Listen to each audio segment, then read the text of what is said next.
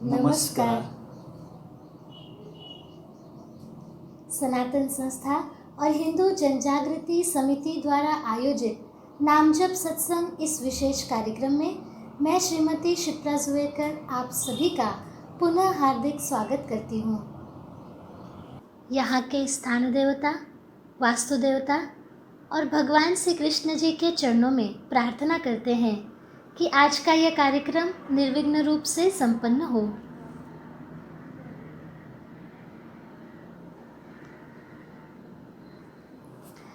पिछले सत्संगों में बताए गए शास्त्र के अनुसार आपने कृति अवश्य की होगी और उसका आध्यात्मिक लाभ उठाने का प्रयास किया होगा, ऐसी हम आशा करते हैं।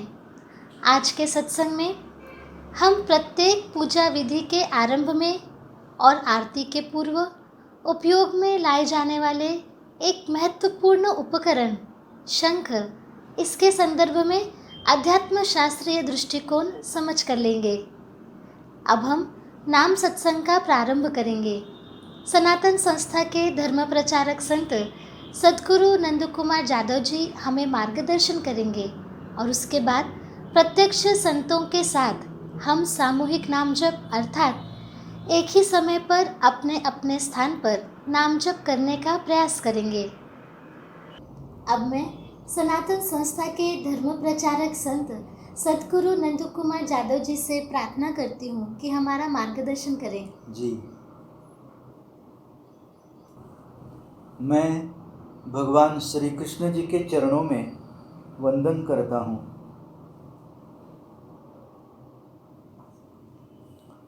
आप सभी से अनुरोध है कि आप अपने इष्ट देवता अथवा उपास्य देवता अथवा कुल देवता से प्रार्थना करें कि आज का ये कार्यक्रम हम निर्विघ्न रूप से सुन पाएं। सर्वप्रथम हम परम पूज्य वासुदेवानंद सरस्वती जी के चरित्र का एक प्रेरक प्रसंग सुनेंगे। एक शिष्य ने परम पूज्य टेम्बे महाराज अर्थात वासुदेवानंद सरस्वती जी से पूछा, महाराज, आप स्वयं देवता स्वरूप हैं, तब भी अपने पास मूर्तियों रखते हैं, ऐसा क्यों? अब मूर्ति पूजा की क्या आवश्यकता है? उस समय बड़े कृतज्ञता पूर्वक स्वर में वासुदेवानंद सरस्वती जी महाराज बोले, जिस मूर्ति के कारण मुझे ये परम अवस्था प्राप्त हुई है, उसे मैं कैसे भूल सकता हूँ? संत अर्थात स्वयं ईश्वर स्वरूप बनने पर भी मूर्ति पूजा करने वाले परम पूज्य वासुदेवानंद सरस्वती जी की इस कृति से मूर्ति पूजा का महत्व ध्यान में आता है। अब हम आज के मुख्य विषय को समझ कर लेंगे। जी, अब सर्वप्रथम हमें शंख का महत्व बताएं। जी, बताता हूँ। जी, पुराणों के अनुसार देवताओं द्वारा किए गए समुद्र मंथन में शंख की उत्पत्ति हुई और भगवान श्री विष्णु ने इसे आयुध स्वरूप धारण किया। पूजा विधान में उच्चारित एक मंत्र के अनुसार भगवान श्री विष्णु की आज्ञा से इस शंख के मूल भाग में चंद्र, सूर्य और वरुण, पृष्ठ भाग में प्रजापति तथा अग्र भाग में गंगा और सरस्वती इत्यादि पृथ्वी के सर्व तीर्थ वास करते हैं। रोग जीवाणु का नाश करने के लिए भी शंखनाद सहायक होता है। इसलिए शंख का चिकित्सा शास्त्र में और आयुर्वेद में विशेष महत्व है। जी, सद्गुरु जादव जी, शंख पर दो प्रकार के कुंडल दिखाई देते हैं। जी, इसमें क्या भेद होता है? जी बताता हूँ। जी, शंख पर बने कुंडलों की दिशा के अनुसार शंख के दो प्रकार होते हैं, दाहिना एवं बायां, अर्थात दक्षिणावर्त और वामावर्त। दाहिने अर्थात दक्षिणावर्त शंख में संकीर्ण होता हुआ रिक्त स्थान दाहिनी ओर होता है तथा बायां अर्थात वामावर्त शंख में ये रिक्त स्थान बाईं ओर होता है। सामान्यतः पूजा में वामावर्त शंख प्रचलित है। जी, आजकल बाजार में विविध आकार के शंख उपलब्ध होते हैं। जी उनके संकीर्ण भाग पर नक्काशी भी होती है। हाँ ऐसे में प्रश्न उठता है कि खरे शंख को कैसे पहचानें? हाँ, वैसे तो खरा शंख पहचानना सरल है। अच्छा। वो कैसे पहचानते हैं ये मैं बताता हूँ। जी। शंख बजाए बिना कान से लगाने पर उससे यदि मधुर ध्वनि सुनाई दे तो वो शंख खरा होता है। पूजा विधि में शंख का दो प्रकार से उपयोग किया जाता है, एक पूजा से पूर्व शंखनाद के लिए और दूसरा पूजन के लिए। परंतु जिस शंख से हम पूजा से पूर्व शंखनाद करते हैं वो पूजा में नहीं रखा जाता। खरा शंख कैसे पहचाने ये अब ध्यान में आया होगा। जी, सद्गुरु जादव जी, कृपया हमें शंखनाद का शास्त्र समझाएं। जी, शंखनाद का पूजा में विशेष महत्व है। उसका शास्त्र समझ में आए इस हेतु कुछ सूत्र मैं बताता हूँ। हाँ जी। पहला सूत्र बताता हूँ। वराह पुराण में कहा गया है कि शंख ध्वनि किए बिना देवता द्वार न खोले। इसलिए पूजा आरंभ करने से पहले और आरती के पूर्व बाएं अर्थात वामवर्त शंख के प्रयोग से शंखनाद करते हैं। दूसरा सूत्र, वातावरण में सत्वगुणी, रजोगुणी और तमोगुणी तरंगें होती हैं। इनमें से रजोगुणी और तमोगुणी तरंगों के कारण कष्टदायी स्पंदन निर्माण होते हैं। पूजा के समय इनमें से सात्विक तरंगें पूजा स्थल की ओर आकृष्ट होती हैं। इन तरंगों को रजोगुणी और तमोगुणी तरंगें पूजा स्थल तक पहुंचने से रोकने का प्रयास करती हैं, जिसके कारण सात्विक तरंगों के प्रवाह में बाधा निर्माण होती है। पूजा आरंभ करने से पूर्व शंखनाद करने पर शक्ति प्रक्षेपित होती है। उसके कारण इन कष्टदायी स्पंदनों का प्रभाव कम हो जाता है। साथ ही पूजा के उपकरणों के चारों ओर चैतन्य का सुरक्षा कवच निर्माण होता है। तीसरा सूत्र, शंखनाद से एक अन्य लाभ भी होता है। वो ये है कि शंखनाद से ब्रह्मांड में कार्यरत भगवान श्री विष्णु की शक्ति अधिक मात्रा में आकृष्ट होती है। इसका लाभ शंखनाद करने वाले जीव के साथ साथ शंखनाद सुनने वालों को भी होता है।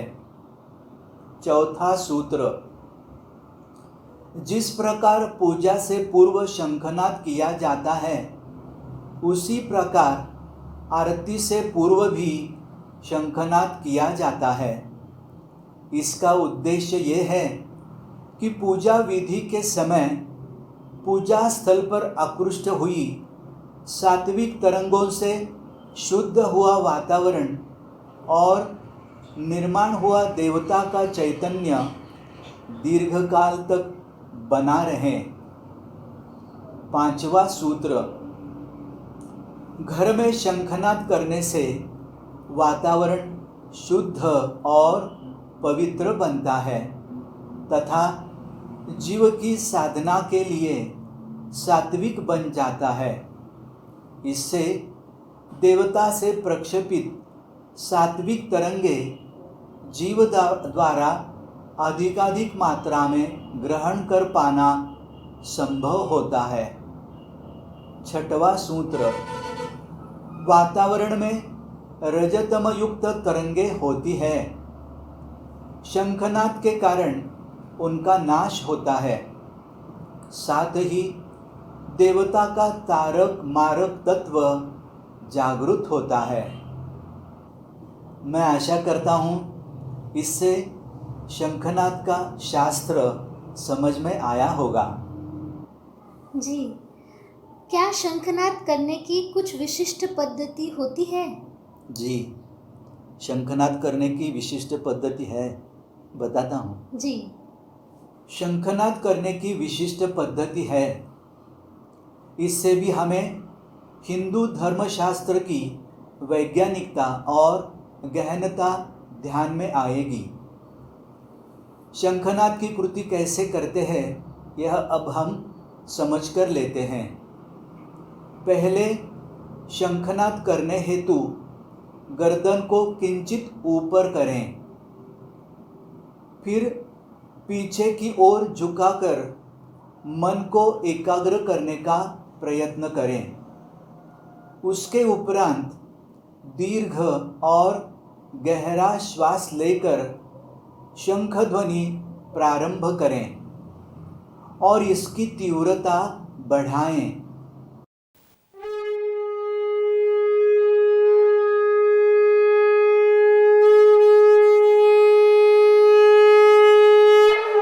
यहाँ एक सूत्र हम ध्यान में रखेंगे कि शंखनाद का एक श्वास में पूर्ण हो।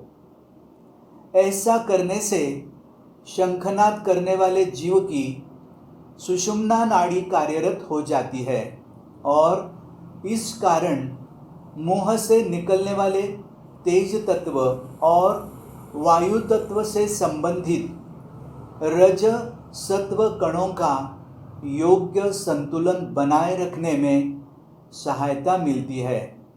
अतः देवता का तारक मारक तत्व परिस्थिति अनुरूप आवश्यकता के अनुसार जागृत होता है। सद्गुरु जादव जी, कई बार शंख के साथ शंखनी के विषय में चर्चा होती है। हाँ, तो कृपया हमें शंखनी के विषय में विस्तार से समझाएं। जी, विस्तार से बताता हूँ। जी।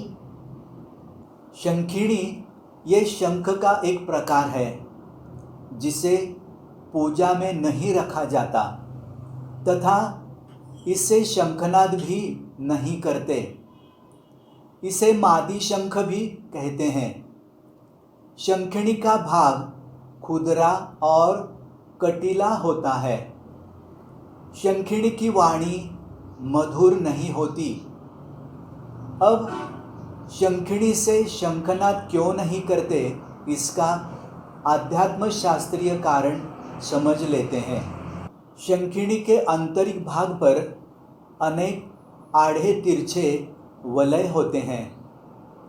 शंखिणी नाद करने के समय ये वलय नाद के अखंडित प्रवाह में बाधा उत्पन्न करते हैं। नाद उत्पन्न होते समय उसका स्पर्श इन वलयों को होता है। इस कारण नाद की आघातजन्य और कष्टदायी तरंगे निर्माण होती है। ये कष्टदायी तरंगे वातावरण में विद्यमान कष्टदायी तरंगों को कार्यरत करती है।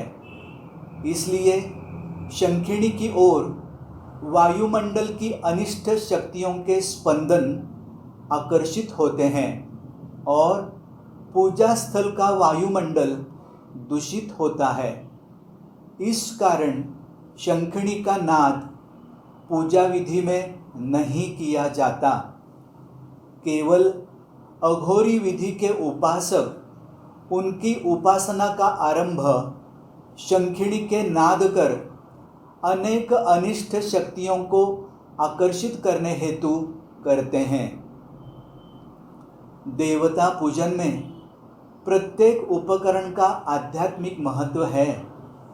कलश, दीप, बाती और अब शंख के विषय में हमने सत्संगों में आध्यात्म शास्त्रीय जानकारी समझ ली है। इस कारण आपके मन में इन उपकरणों के संदर्भ में भाव उत्पन्न हुआ होगा। यदि ऐसा भाव आपके मन में उत्पन्न हुआ है तो आपका देवता पूजन भी भावपूर्ण होगा, इसमें कोई संशय नहीं है। अब हम नामजप की प्रत्यक्ष कृति करेंगे। विज्ञान में तात्विक अर्थात थ्योरी के लिए अधिक अंक और प्रैक्टिकल अर्थात कृति के लिए कम अंक होते हैं, लेकिन अध्यात्म में तात्विक भाग को केवल 2% ही महत्व है और प्रत्यक्ष कृति अर्थात साधना को 98% महत्व होता है। तो आइए हम भी इसका अनुभव लेने का प्रयास करते हैं। अब हम नामजप की प्रत्यक्ष कृति करेंगे। नामजप करते समय अधिकांशतः मन में विचार आते हैं। मन का आलंबन अर्थात मन किसी सूत्र पर एकाग्र करने से विचार कम होते हैं और मन की एकाग्रता शीघ्र साध्य होती है।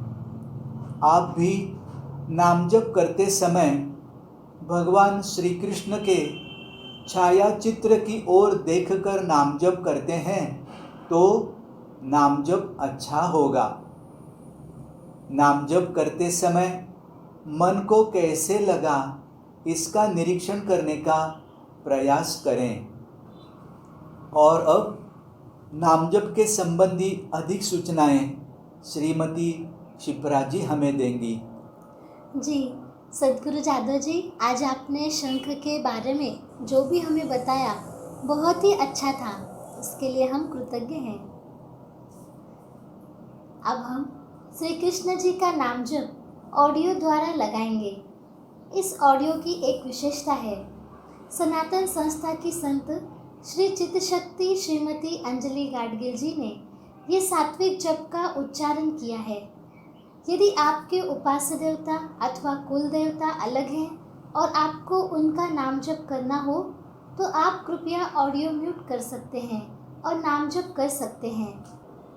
आज प्रत्यक्ष संतों की वंदनीय उपस्थिति में हमें नाम जप करने का अवसर मिल रहा है। हम इसकी अनुभूति लेंगे। नाम जप का समय पूर्ण होने पर हम आपको सूचित करेंगे। किसी भी कार्य से पूर्व प्रार्थना करने से और कार्य पूरा होने के बाद कृतज्ञता व्यक्त करने से कार्य में आने वाली बाधाएं दूर होती हैं। इसलिए नाम जप का आरंभ करने से पूर्व अब हम अपने इष्ट देवता, कुल देवता या भगवान श्री कृष्ण जी से प्रार्थना करेंगे। हमारा नाम जप भावपूर्ण और एकाग्रता से होने दीजिए, ऐसी आपके चरणों में प्रार्थना है। अब हम प्रत्यक्ष नाम जप को आरंभ करेंगे। ओम नमो भगवते वासुदेवाय। ओम नमो भगवते वासुदेवाय। ओम नमो भगवते वासुदेवाय। ओम नमो भगवते वासुदेवाय। ओम नमो भगवते वासुदेवाय। ओम नमो भगवते वासुदेवाय।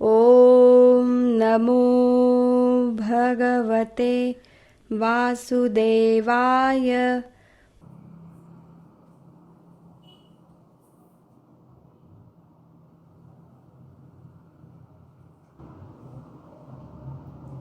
नाम जप का समय यहाँ पूर्ण हुआ है।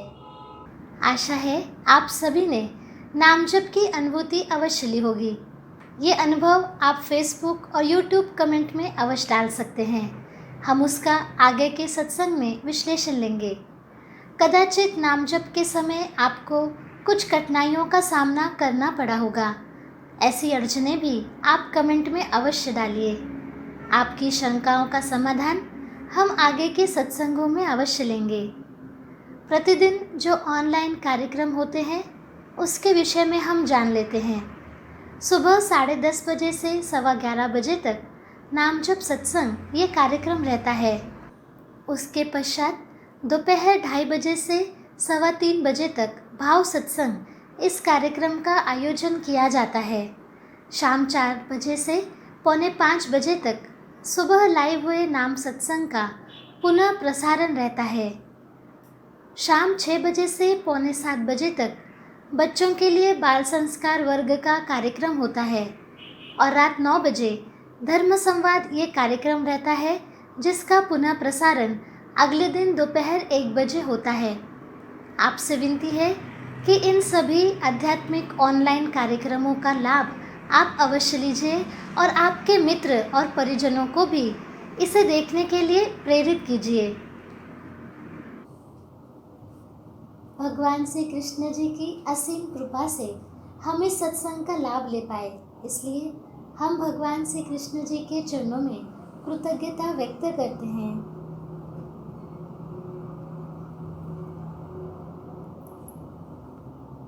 आज का ये नाम जप सत्संग यही संपन्न होता है, ऐसा मैं घोषित करती हूँ। नमस्कार।